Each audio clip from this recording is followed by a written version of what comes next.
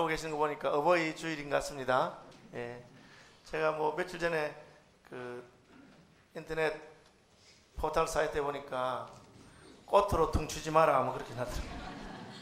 알아들으셨어요? 이게 퉁친다는 말이 아마 꽃 하나 달아주고 어버이 주일, 어버이날 다 했다고 생각하지 마라 그런 말 같습니다. 오늘 70 넘으신 분들은 선물 준비했습니다. 절기가 되면 해마다 절기가 돌아온 거니까 목회자들은 도대체 무슨 설교를 할까, 그래야 이게 또 하던 소리 또 하시는가 뭐 그런 생각 안 듣고 그런 마음이 드는데, 저는 평소 주일 설교를 새벽기도 설교하던 그 주간의 본문 중에서 잡아서 합니다. 이번 주간에는 15장 마지막 부분하고 16장이 새벽기도 본문이었기 때문에 지난주에 14장 해서 15장을 본문으로 먼저 택했어요. 그리고 보니까 이제 어버이 주일인 거예요. 지난 주일도 어린이 주일인데 14장을 가지고 설교를 하니까 이게 참 쉽지 않더라고요. 그렇지만 제가 믿는 바는 성경의 어떤 본문이라고 하더라도 그 성경의 본문마다 하나님의 뜻이라고 하는 DNA가 담겨 있어요. 그래서 그냥 본문을 겉만 파헤치는 것이 아니고 하나님의 의도와 뜻까지 깊이 들어가면 어떤 본문도 어떤 상황에서도 맞는 말씀이 나와요. 예를 들면 시편 23편을 가지고 저는 결혼식 설교를 여러 번 했어요. 주례 때. 그런데 장례식 때 시편 23편을 가지고 설교해도 그렇게 어울릴 수가 없어요. 결혼식하고 장례식은 전혀 다른 상황이잖아요. 그런데도 어떻게 같은 말씀이 그렇게 적용이 될 수 있는가? 그 이유는 인생이 결혼해서 행복하게 사는 것이나 혹은 세상을 떠나서 하나님 앞에 서는 것이나 다 결국은 하나님의 손안에 있기 때문에 그렇습니다. 어버이 주일이든지 어린이 주일이든지 결국 뭐 자식과 부모의 관계만이 아니고 하나님 안에서 우리가 어떻게 어린이 주일을 지키고 하나님 안에서 어떻게 부모님을 공경하는가 하는 것이기 때문에 그렇습니다. 그래서 우선은 오늘 본문 한번 살펴보고 그 본문에서 어버이를 생각하는 것과 관련한 적용을 몇 가지 살펴보려고 그렇게 합니다. 1절에 보시면 바리새인과 서기관들이 예수님께 왔어요. 예루살렘으로부터 왔다고 되어 있는데 예루살렘에서 어디까지 왔느냐? 예수님 있는 데 왔죠. 예수님 어디 계시느냐? 그것은 14장에 나와요. 14장 34절에 보면 그들이 건너가 게네사렛 땅에 이르니, 그들은 예수님과 제자들입니다. 그곳 사람들이 예수이신 줄 알고 그 근방에 두루 통지하여 모든 병든 자를 예수께 데리고 와서, 그러니까 예수님은 지금 게네사렛 땅에 계세요. 이 게네사렛 땅은 게네사렛 혹은 긴네렛 혹은 갈릴리라고 하는 곳이에요.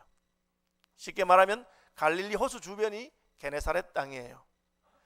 이스라엘은 그렇게 큰 나라가 아니니까 뭐 우리나라 뭐 경기도만 하다고 합시다. 이를테면 경기도만 하다고 한다면 예루살렘은 경기도 남쪽에 있는 수원보다 더 남쪽에 화성이나 뭐 바란이나 그런 쪽이라고 한다면 갈릴리는 북쪽에 한강 위에 강북 뭐 저희 서울 시민교회쯤이라고 생각할 수 있어요.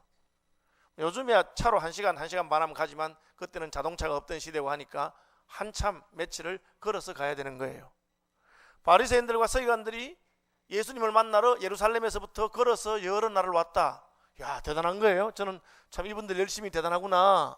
예수님에게 한 말씀 배우려고 그렇게 먼 길을 왔는가 보다, 그렇게 생각할 수 있죠. 그래서 얼마나 좋았겠어요. 실제로 하나님의 말씀의 은혜를 받으면 먼 길을 마다하지 않고 오게 됩니다. 저희 교회 청년들 가운데도 지금은 이사를 했지만 대전에서 매주일 저희 교회 예배에 참석하는 청년이 있었어요. 제가 굉장히 자랑스러웠어요. 다른 교인들에게, 다른 목사님들하고 이야기하다가 우리 교인 중에는 대전에서 오는 사람도 있다, 뭐 그렇게 자랑도 하고 그렇게 했어요. 멀리서 온 거예요. 한국교회 초기에 한국 교인들이 얼마나 말씀을 사모했는가를 보여주는 그 신문 기사 중에 하나가 함경도에서 사나히라 했대요. 그 당시 소리 난 데 있어서 함경도 사나히 부흥사경회. 함경도에 남전도에서 아마 무슨 성경 말씀 집회를 했는데 전라도에서 해남에서 저기 소틀 지고 양식을 지고 맨날 걸어서 밥 해먹으면서 함경도까지 왔다, 그런 기록이 있어요. 하나님 말씀을 대단히 사모하는 귀한 전통이 있는 교회라고 할 수가 있습니다. 예루살렘에서 갈릴리까지 예수님을 찾아왔으니까. 왜 왔겠어요? 당연히 저는 예수님 말씀을 배우려고 온 줄 알았죠. 예수님에게 은혜 받으려고 온 줄 알았죠. 그런데 너무나 우습게도 이분들은 예수님에게 배우려 온 게 아니고 예수님에게 한 수 가르쳐 주려고 온 것입니다. 예수님에게 무슨 따지려고 온 거예요. 그 내용이 뭐냐? 당신의 제자들이 떡을 먹을 때 손을 안 씻고 먹는다. 여러분 좀 우습지 않아요? 아니 남의 집 식구가 뭐 손가락으로 먹든지 젓가락으로 먹든지 그게 무슨 상관이겠습니까? 아무 상관없는 거 아니에요. 누구 말 맞다나 남이야 뭐 전봇대로 이를 쑤시든지 말든지 왜 그런 걸 신경 쓰는지 몰라. 그런데 이 바리새인들과 서기관들은 예수님의 제자들이 손도 안 씻고 떡을 먹는 것을 따지러 온 거예요. 열심히 하는 대단한 사람들이죠. 그렇게 다른 사람의 일에 관심이 많은 사람을 오지랖이 넓다고 그렇게 하는 거죠. 성경에는 아무 일이나 함부로 그 시비에 개입하지 말아라. 그것은 뭐 그냥 개의 코에다가 침을 넣는 것하고 같다. 그럼 어떻게 이게 개가 물겠죠. 그런데 그랬어요. 그 이유는 바리새인들이나 서기관들은 자신들이 율법을 잘 알기 때문에 어떻게 살아야 되는 것에 대해서 자기들이 다 안다고 생각했어요. 이 교만이죠. 인생이란 게 무엇인지 자기 나름대로 생각이 다 있어요. 교만한 사람들은 남의 말을 듣기보다는 자기가 남을 가르치고 싶어 하는 것입니다. 심지어 예수님에게도 한 수 가르쳐 주러 온 것입니다. 뭘 가르치러 왔습니까? 떡 먹을 때 손 좀 씻고 먹으라고 하세요. 물론 손을 씻고 먹는 게 좋겠죠.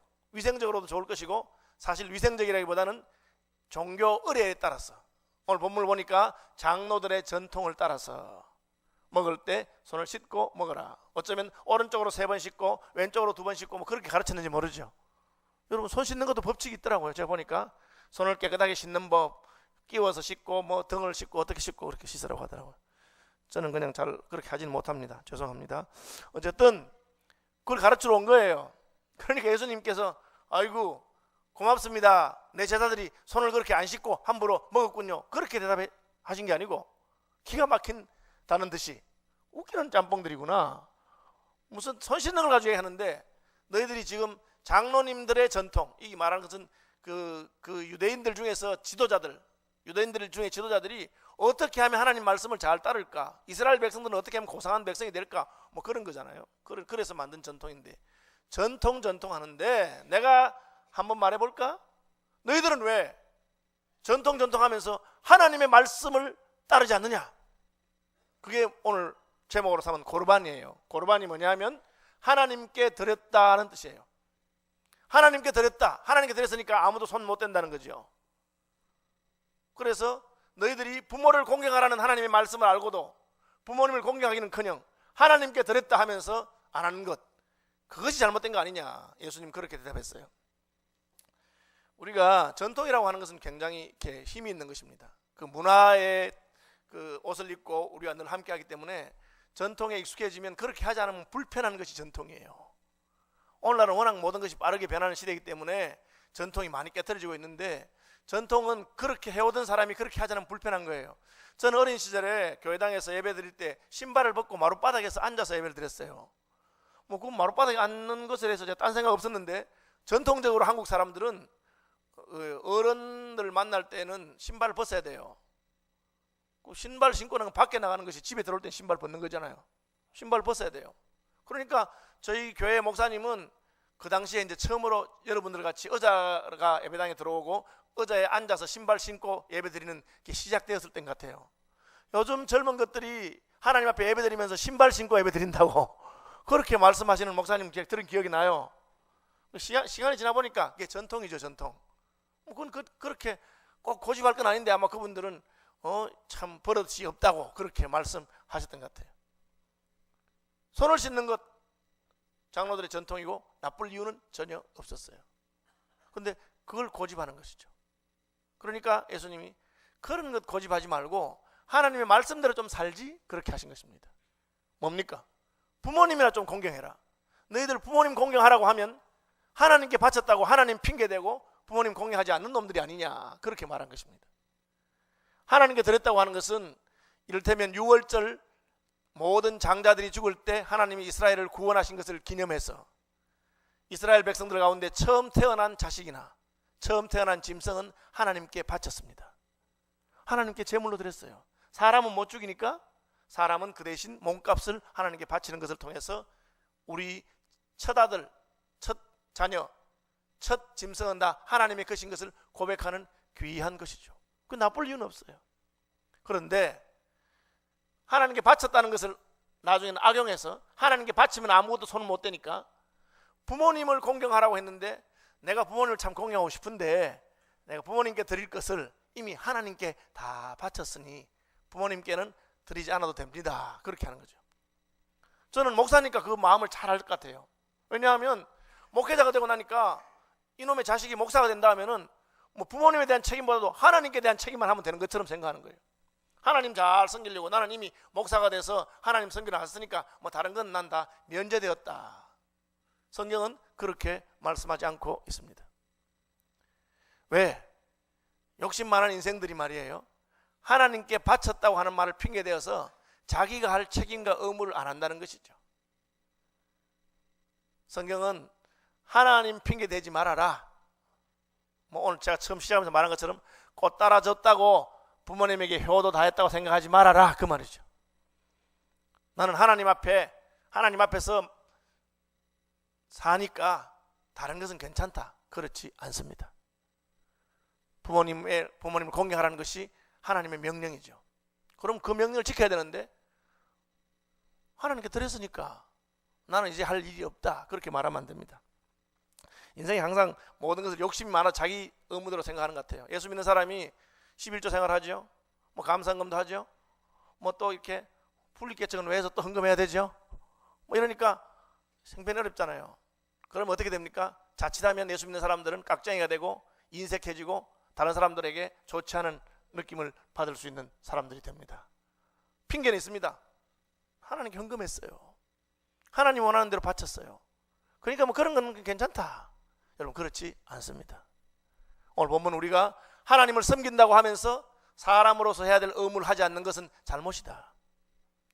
더구나 10계명 가운데 사람에 관한 첫 번째 계명인 5계명은 내 부모를 공경하라고 분명히 말했음에도 불구하고 그 앞에 있는 1계명, 2계명, 3계명, 4계명이 더 중요하니까 난 하나님 잘 섬기기 때문에 하나님 공경한다고 하나님께 다 드렸으니 5계명, 6계명, 7계명, 8계명, 9계명, 10계명 상관없다, 그렇게 말하지 말라는 것이죠. 예수님 우리에게 우리가 하나님을 잘 섬기기 때문에 오히려 사람들에게도 더 잘하게 되기를 바라십니다. 사실 돈이 필요한 분은 하나님이 아니에요. 하나님 무슨 돈이 필요하시겠어요? 하나님은 돈이 없어도 괜찮으신 분입니다. 부모님은 필요하죠. 부모님에게 드려야 되는 거예요. 그럼 하나님은요, 여러분이 하나님께 못 드리면 하나님 여러분 마음 아시고 형편을 다 하실 거예요. 만약 여러분이 하나님께 드리고 부모님에게 안 드리면 부모님은 여러분 마음도 모르고 형편도 모르고 속만 상하실 거예요. 삐지는 것은 부모님입니다. 하나님은 삐치지 않습니다. 하나님 우리가 어렵고 힘들어서 하나님께 못하는 것에 대해서 충분히 이해할 수 있고 과부의 두렙돈도 귀하게 받으실 수 있는 분입니다. 우리가 오해하면 안 돼요. 하나님을 잘 섬기는 방법은 먼저 눈에 보이는 부모를 공경하는 것입니다. 그런데 인생들이 교활하게도 딱 상황을 하나님 섬기는 척하면서 실제로는 하나님이 명령한 부모님 공경하는 계명을 어기면서도 끄떡도 하지 않는 것입니다. 어느 농부가 암소가 송아지를 뵀는데 2마리를 뵀어요. 상태예요. 얼마나 신나는 일이에요. 그래서 하나님께 1마리 드린다고 했어요. 그랬는데 새끼를 낳으면서 1마리가 죽었어요. 어떻게 하면 좋겠어요? 아들이 와서 아버지 큰일 났어요. 송아지 2마리 낳긴 낳는데 1마리는 죽었어요. 그러니까 뭐라고 대답한지 아세요? 어이구, 하나님 송아지가 돌아가셨구나.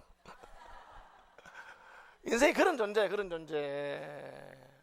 아니 미리 먼저 나온 놈이 하나님 거라더니 정해놓지도 않았어도 알아서 다 죽은 놈 하나님 거라고 그렇게 말하고, 그죠? 아버지께 드릴 것 하나님께 드렸다고 그래 합해서 퉁치는 거야. 그렇게 하지 말아요. 하나님을 섬긴다면 하나님 섬기는 것 때문에 부모님에게도 더 잘하시는 분들이 되길 바랍니다. 하나님 섬기기 때문에 이웃에게 잘하세요. 예수 믿는 사람들이 하나님 잘 섬기다 보니까 그게 짐이 되고 부담이 돼서 이웃을 사랑하는 일에 실패할 수 있어요. 사실 하나님이 원하시는 것은 너 나한테 좀 못해도 이웃 사람들한테 잘해라.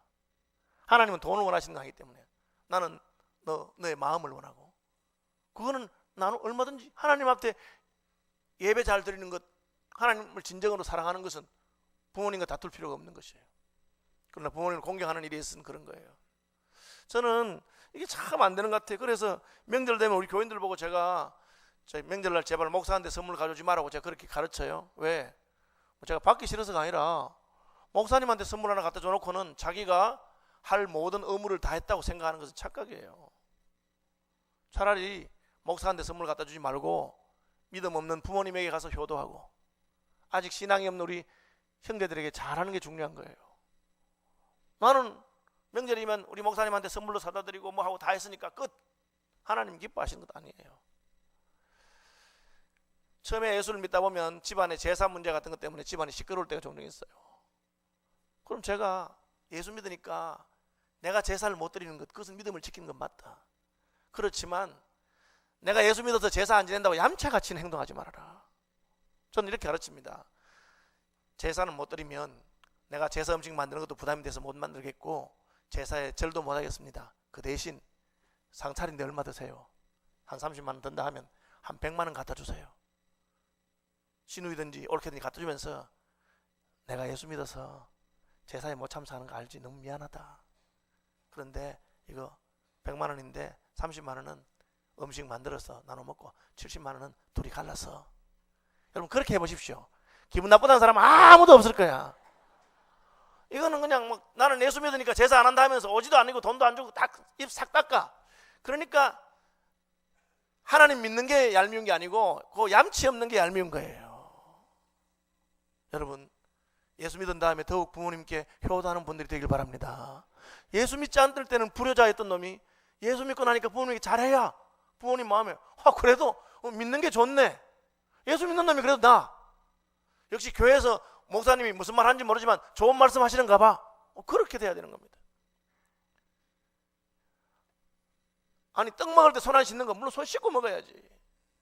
근데 손 씻고 먹는 게 그렇게 중요한지는 모르겠어요. 요즘 부모님들이 너무 애를 깨끗하게 키우니까 얘들이 면역성이 없대. 그렇게 병이 잘 그런데요. 어릴 때는 흙도 좀 찍어 먹고 그냥 할머니 입에서 씹은 것도 먹고 이렇게 해야 애가 좀 튼튼하게 자랄 건데 너무 깨끗하게 키워가지고 제가 의사가 아니니까 이거는 이거는 사실은 아닌지 모르겠습니다. 제 생각에 그냥 그런 것은 이래도 되고 저래도 되고 괜찮은 거예요. 그렇죠? 그런 것 중요한 게 아니고 진짜 중요한 것은 무엇입니까? 진짜 중요한 것은 하나님 앞에서 마음을 바로 하는 것이죠. 하나님 앞에서 부모를 제대로 섬기고 그런 거죠. 그 예수님께서 너희는 너희 속에 있는 것은 더러운 것인데 너희 속에서 나오는 말은 더러운 것이면서 무슨 손을 씻는 것을 중요해요. 주님이 진짜 안타깝게 생각하는 건 무엇입니까? 예루살렘아 예루살렘아 암탉이 병아리를 그 날개 아래 모으려 함과 같이 내가 몇 번이나 너를 품으려 했지만 너는 하나님께로 돌아오지 않는구나. 여러분 하나님께 바친 것 중에 제일 많이 바친 게 뭡니까? 성전이에요. 성전. 예루살렘 성전을 헤롯이 34년 동안 금원을 동원해 지었어요. 예수님 뭐라 하십니까? 이 성전이 돌 하나도 돌에 남지 아니하고 다 무너질 것이다. 하나님께 바치는 것보다 더 중요한 것이 무엇입니까? 참으로 마음을 찢고 우리가 하나님이 받으실 만한 사람이 되는 것입니다. 우리의 말과 우리 행동이 하나님이 받으실 만한 게 되는 거예요. 남 손 씻는 걸 가지고 그렇게 여러분 너무 그렇게 하실 필요가 없어요. 주일이 되면 넥타이를 메고 꼭 예배를 드려야 마음이 편한 분들이 있습니다. 그것이 우리의 전통입니다. 나쁜 거 아니잖아요. 그런데 문제는 다른 사람이 넥타이 안 메고 오면 굉장히 기분이 나쁜 거예요.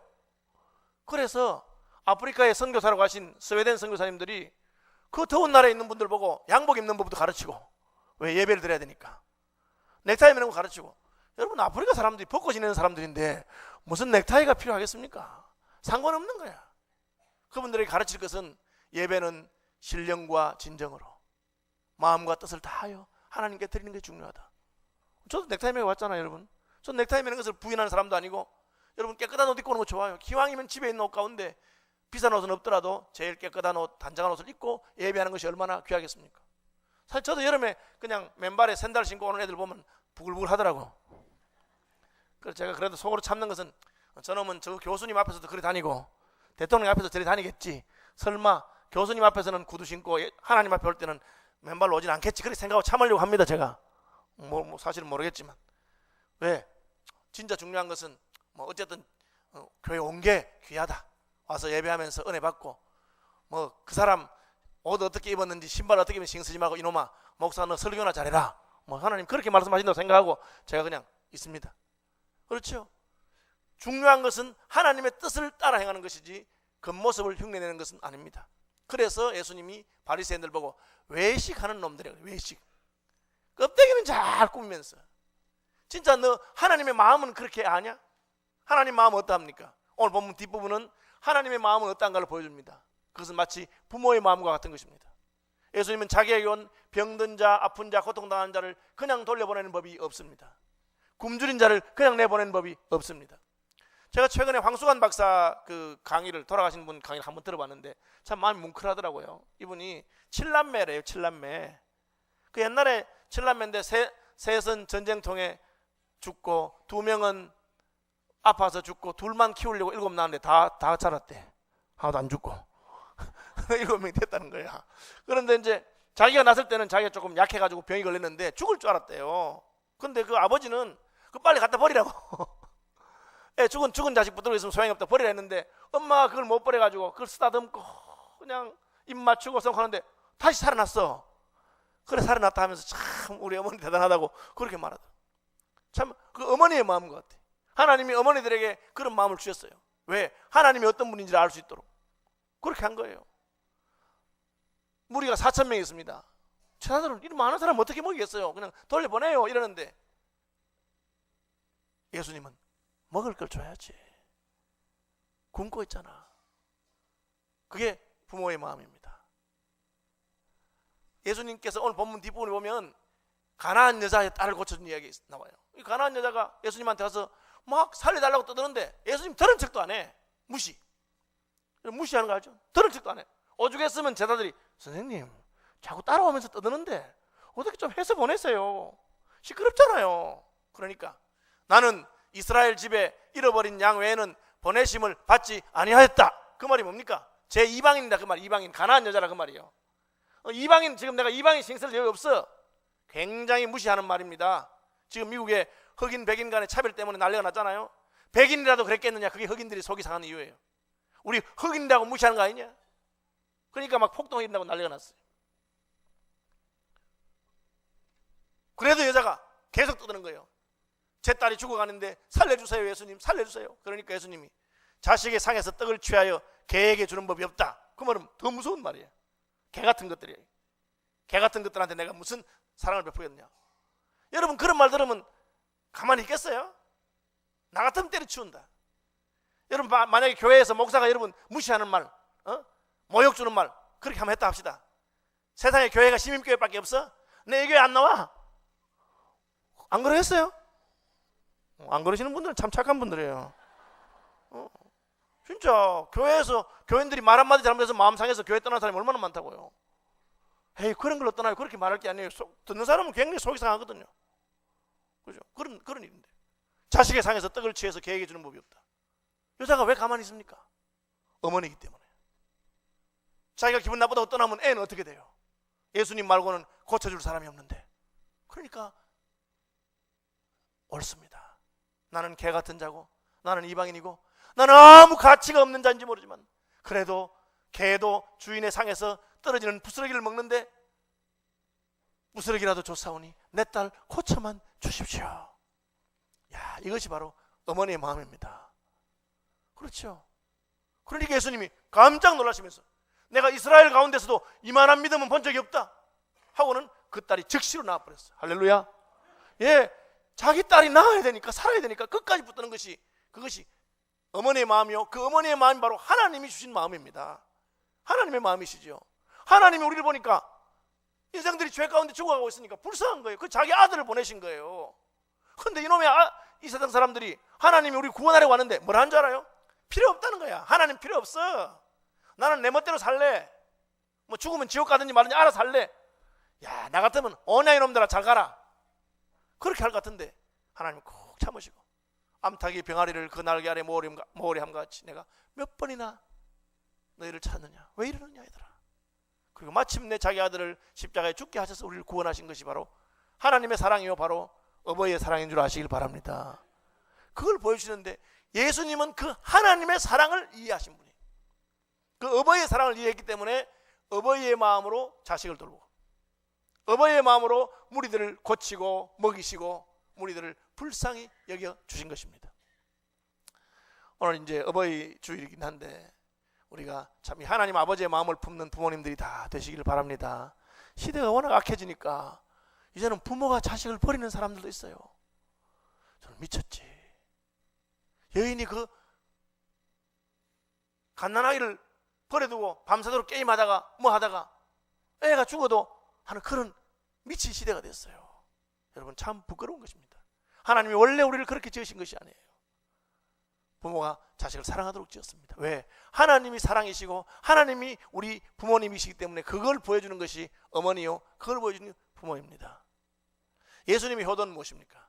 이 하나님 아버지의 사랑을 깨닫고 이 하나님 아버지의 마음을 세상에 드러내는 것입니다. 예수님께 오는 자들마다 다 나음과 고침을 얻었습니다. 왜? 하나님 아버지께서 그렇게 하시기를 원한다고 믿었기 때문에 그렇게 한 것입니다. 교회가 무엇을 보여줘야 됩니까? 이 어버이의 마음을 보여줘야 됩니다. 교회 왔는데 소 닭 본듯이 뭐 닭 개 본듯이 이 말은 뭡니까? 관심이 없다는 거야.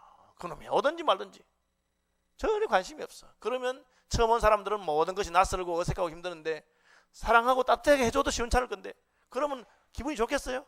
그러다가 자기한테 한 말 아닌데 남한테 한 말인데 꼭 자기한테 한 말 같이 들리면 삐져가지고 가버리면 그것이 끝이야. 예수님 오죽했으면 소자 중 지극히 작은 자 하나가 실족하게 되면 연자맷돌을 목에 매달고 바다에 빠지는 게 차라리 날 거다. 그런 짓 하지 말아라. 그렇게 말씀하셨겠습니까? 예수님은 그 모든 수고를 통해서 하나님의 영광을 드러냈다고 오늘 본문에 말하고 있어요. 고침받은 사람들이 하나님께 영광을 돌렸습니다. 뭘 말합니까? 예수님이 하나님 아버지의 마음으로 하나님 아버지가 하실 일을 하신 것을 말하고 있습니다. 이제 마무리하겠습니다. 제가 두 가지 말했어요. 하나는 자식들이 하나님한테 잘한답시고 부모한테 못하는 것은 옳은 것이 아니다. 하나님한테 잘할수록 부모에게도 잘하고 이웃에게도 잘하고 사람에게도 잘하자, 그것입니다. 두 번째는 어버이로서 우리는 하나님 아버지의 마음을 품고 하나님 아버지의 사랑을 드러내는 공동체가 되자 하는 것이었습니다. 찬송합시다. 577장.